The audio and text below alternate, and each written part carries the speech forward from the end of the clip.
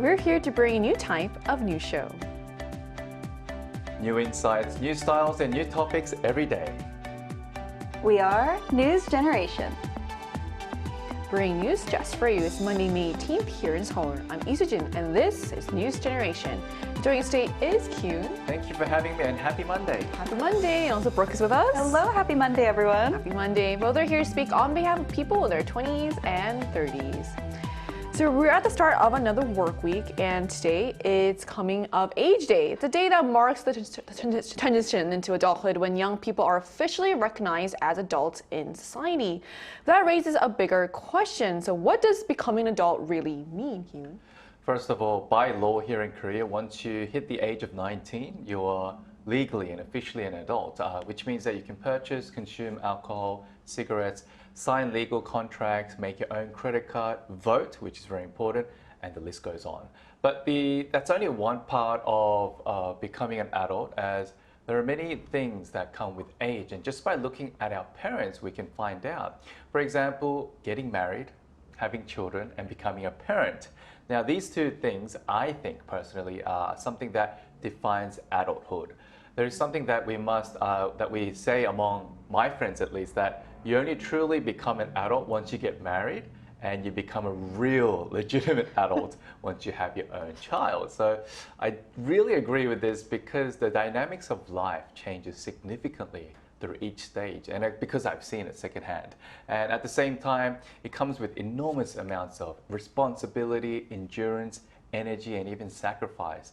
Now, I am actually heading towards the first stage. Still a long way to go. But I think these two stages in life are two things that I definitely want to achieve before I die, I guess.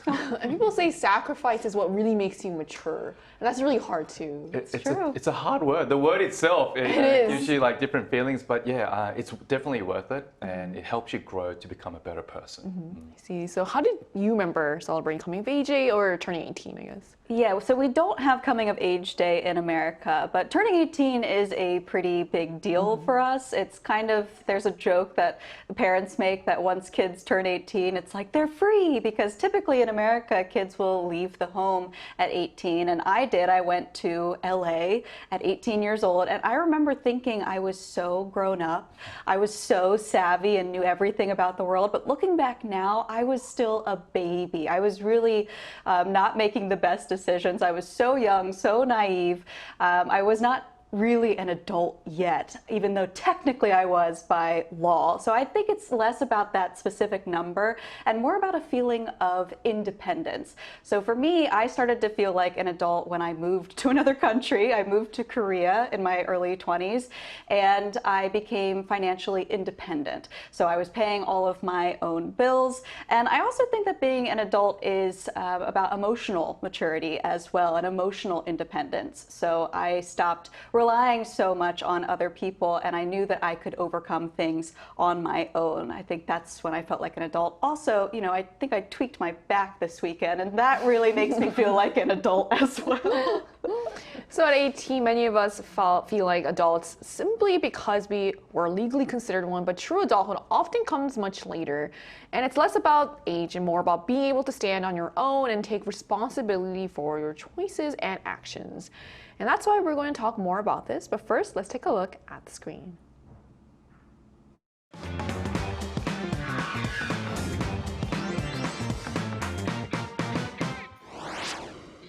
Becoming an adult can feel exciting at first, but it can also be daunting when the realities of independence set in. And in today's world, growing up often comes with a hefty price tag, from housing and education costs to the pressure of becoming financially self-sufficient. Today on News Generation, we take a closer look at why many young people are finding it harder to become independent, how these social changes are being reflected in our culture, and what it truly means to become a mature adult. Just as we saw in a video, moving out and living on your own has become much more difficult than it used to be. So why are so many young adults putting off moving out, Hyun? Before we talk about the reasons, it's good to have a background knowledge of just how many young adults in Korea are living with their parents compared to other nations. Although the so-called kangaroo tribes, those who live with and remain financially dependent on their parents well into their 20s, 30s, or 40s, is increasing around the globe, South Korea has the highest ratio. According to a report published by the OECD, 81% of South Koreans in their 20s still live with their parents, ranking first among the OECD nations. Now, some of the reasons behind this phenomenon are rising housing costs, unemployment crisis, and late marriage. There is a term like full-time child or stay-at-home child used to describe these young adults. And in Japan, they even use the term parasite single to obviously negatively describe young unmarried women.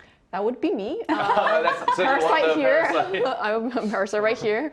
So this isn't simply a personal choice. It reflects broader economic pressures affecting an entire generation, which is what I tell my parents.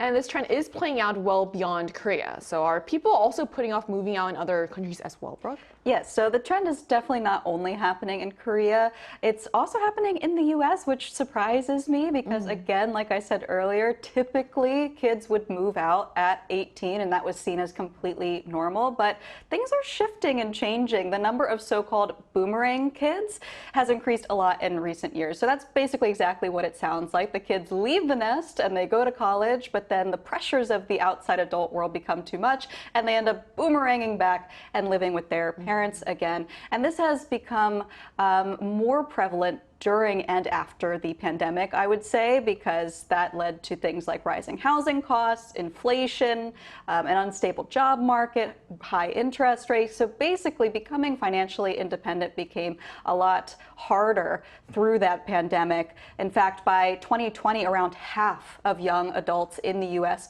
were actually living with their parents, which is a number that really shocks me, especially considering it was just 9% in 1971. So I would say across many different countries, we are seeing that the economic reality is changing the timeline of what we think of when we think of adulthood and growing up. So it seems adulthood is being postponed not just financially, but emotionally as well, which makes sense because I personally believe the first step to becoming emotionally independent is being financially independent. So how are more adults coping with the struggle to become more emotionally independent than you? To better understand this kind of becoming emotionally independent, we have to look at parents' involvement in young adults. Right. And recently in one university, a lecturer included a notice in its course syllabus that any parent complaining or protesting about their child's grades will automatically receive an F. Now, this is one example that shows increasing incidence of parents calling university departments or even professors in person to complain about their dissatisfaction. Moreover, even in the workplace, there have been many cases of the so-called helicopter parents who literally just hover around their child and just manage their lives, calling in to speak on behalf of their kids. One survey shows 35% of HR managers receiving a call from a family member from its employees to talk about issues like department transfers, pay issues such as allowances and bonuses, to even vacation requests and dress code policies. So things that they may find really difficult to actually speak on their behalf, like face-to-face, so asking their parents to do it for them. So parent involvement becomes even more excessive, especially during recruitment process for new employees. So it's basically like these recruitment employees, they're dealing with not the employees, but the parents as well. So like they have to deal with double the amount, and it gives them a lot of stress apparently. And Fair enough. this is something that's becoming very common these days. I guess it happens as they're being so financially dependent on their parents. So when parents remain involved in grades, job applications, and even workplace issues, it raises questions about why this dependence is lasting so long. So what other factors are there driving young adults to remain dependent on their parents? Well, I think if we look at the birth rate here in Korea, right, it's very low. And also culturally, they just tend to have smaller families. There are a lot of only children. And what that means is that the parents pour all of their love and attention and care into this one child, and they just naturally become kind of more involved. And that can lead to being overly involved, kind of helicopter parent like we were talking about. At the same time, we also have to look at economic reasons as well, because younger generations in many countries are facing harsher economic conditions than their parents did. So that means that the parents end up supporting their adult children for longer than they did in the past. And over time, naturally, when you're supporting your child financially and they're living in the house with you, it just feels like they're still a little kid to you. And so you just, again, kind of naturally become a little bit too involved in their lives. So I think it's not really an individual issue, it's more of this kind of broader social and cultural trend that we're seeing. I feel actually quite called out today because not only am I a parasite single, but also I'm an only child actually. So economic realities and changing family dynamics are reshaping what adulthood looks like today. So how are these changes then showing up, I guess, in pop culture, Kyun? One notable example is the rise of kidult culture. It's a blend of words kid and adult. Toys once considered exclusively for children have become cultural consumption items for people in their 20s and 30s who collect, share, and showcase them online. And as a result, young adults have emerged as major consumers in the toy industry.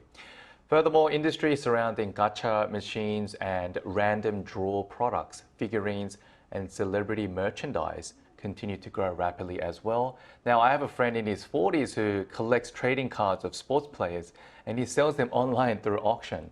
Apparently, he makes like small profit margins as well, but mind you, he's actually married, which again shows that toys and cards that were once considered for just kids are now becoming a source of entertainment, even business, and of course, hobby for adults as well. I guess the fact that he makes a profit is maybe why he's allowed to continue with this hobby.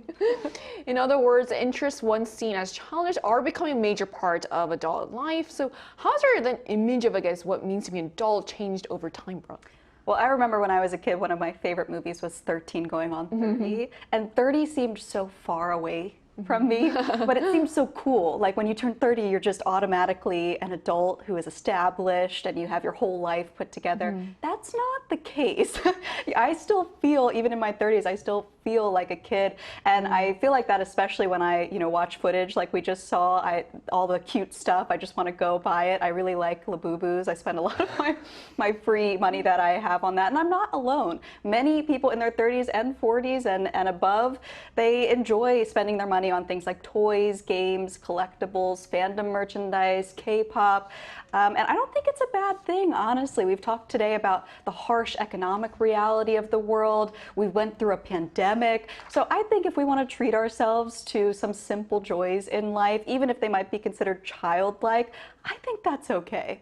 I think being childish, it's like such a beautiful thing in a way. It keeps you youthful. It does. So it seems that being an adult today looks very different from what previous generations expected. And that's why we also want to hear directly from our viewers. So we ran a poll on the Adulthood News YouTube channel asking what makes a real adult. And here's what the results showed. So in our survey, 72% said emotional maturity is what makes someone a real adult, far outweighing financial independence at 20%, and only 8% said marriage and parenthood are the most important markers of adulthood. So the results suggest that most people no longer see adulthood as something defined by age, marriage, or even money, but by emotional maturity. In other words, being a real adult may be less about reaching certain milestones and more about how responsibly you handle life. And to learn more about this, we're going to speak with someone who actually recently legally became an adult. And that conversation will take place right after a break, so don't go anywhere.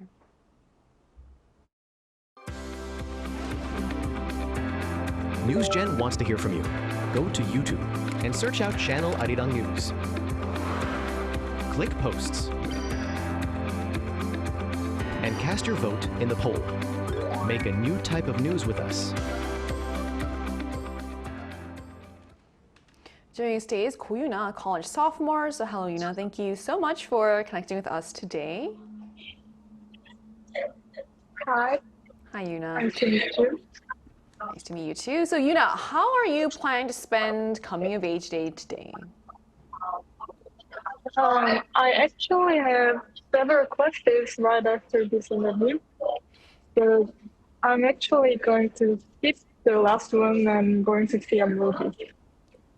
I didn't plan it for today, for Coming of Age Day, but I think it quite feels well because movies have always been a big part of growing for me.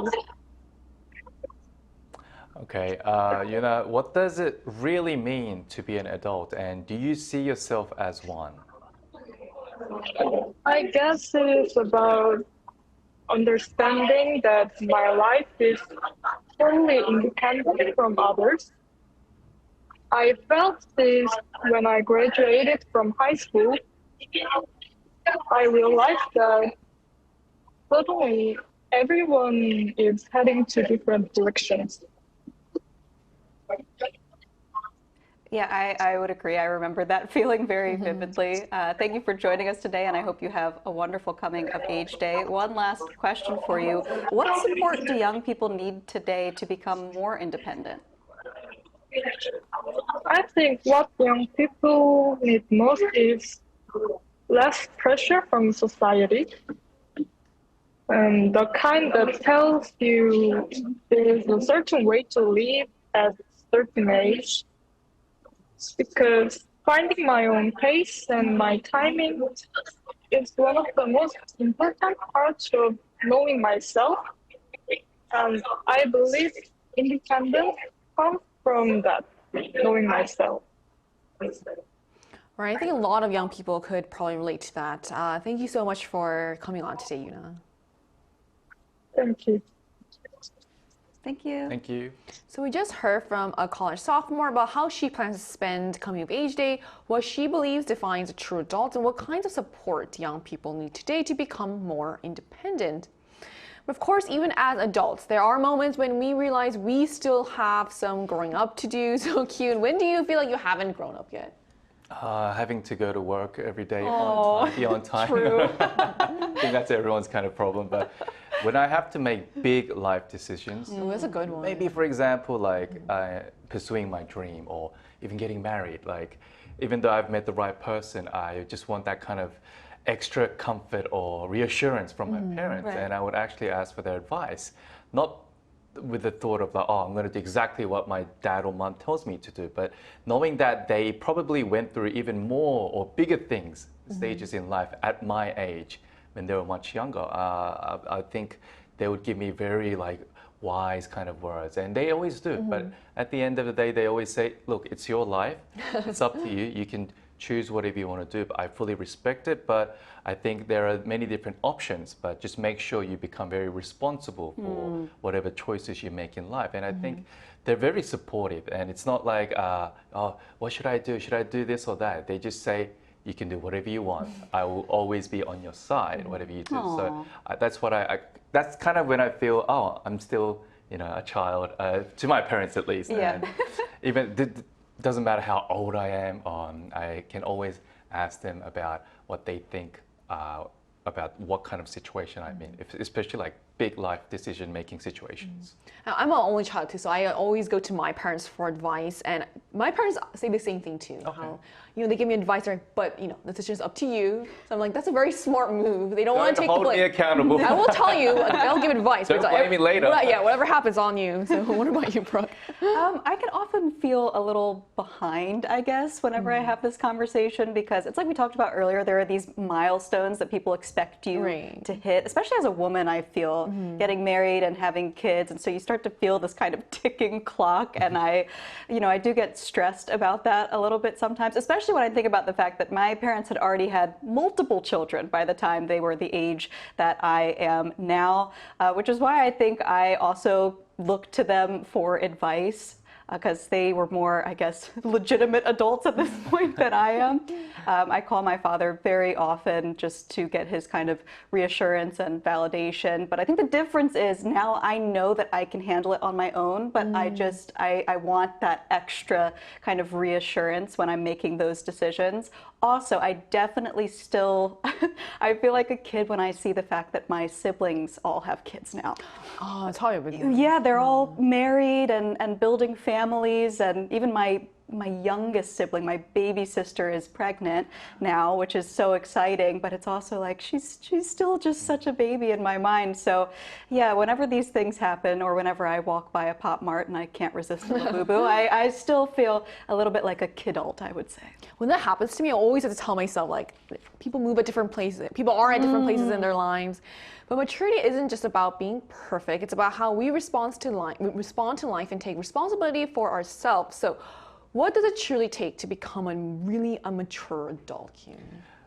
You know, growing up, my mom always used to tell me to become a good listener. Try to listen more than speak. I like that. And maybe that's why we have 2 ears and just one mouth. But for me, in my 20s, that was the most difficult thing to do, to keep my mouth shut and just to listen. Did you like to yap? Yeah, because people in general just like to talk about Themselves, anything, especially themselves, and even about like other people.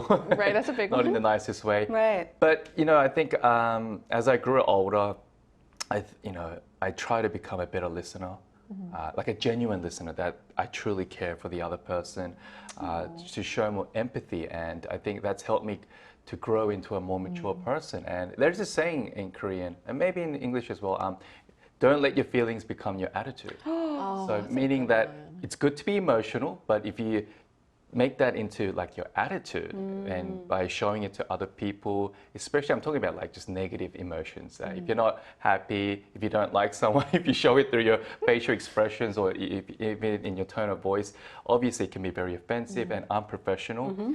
And I think that's all part of growing up. If you work, especially if you get paid to work, I mean, you have to be very professional, right? You have to meet certain standards. And I think because all humans, we're not perfect. And knowing that makes us kind of, I guess, more enjoy life, as in like, because you're never going to be perfect, but because we want to aim for perfection, we can always there's always room for improvement. And as long as we're making the progress and heading in the right direction, I think that's part of growing up, and it helps me to become a better person and a better grown up. I think a lot of people struggle with that, to not let their emotions get the best of them. Is there anything you do that you don't do that? I think I try to hold it in as much as I can and find different ways to actually relieve all these tension and stress through hobbies. And I love playing sports, so I just run it off in my own time. But I guess it's okay to express yourself, but knowing which words to use through which kind of facial expressions could be helpful. Facial expressions and words. So what about you, Brooke? I think maturity is about responsibility, being responsible for yourself and your actions and your emotions. I'm a very sensitive person. Growing up, I would always cry during any sort of difficult conversation. And I'm still sensitive now, but I think that I have learned how to handle situations more calmly and also how to set boundaries. If there's something I just don't want to talk about, I'm adult enough now to be able to say, just set that boundary. I think that's a mark of adulthood. I also think that adults know how to think about long-term consequences of their actions. So not only what feels good in the moment, but thinking about how they affect the world and the people around them. But in the end, we're all always growing. So I think that would be my final takeaway. Now today we explored how becoming an adult is taking longer and looking very different from what it did in the past. But no matter your age, true adulthood may be less about living on your own and more about taking responsibility for your choices and actions. And perhaps growing up is not a destination, but a lifelong process of learning, adapting, and becoming more independent. And that brings us to the end of today's episode of News Generation. But News Gen will be back tomorrow at 10:30 a.m. Korea time with more stories and discussions. A big thanks to Q. Always a pleasure. And also Brooke. Super fun show today. And to our viewers, thanks so much for watching. And to everyone living rent-free, remember, rent-free should not mean responsibility-free. And to all the parents out there, it may not be tomorrow, but your children will find an address of their own eventually. We are News Generation.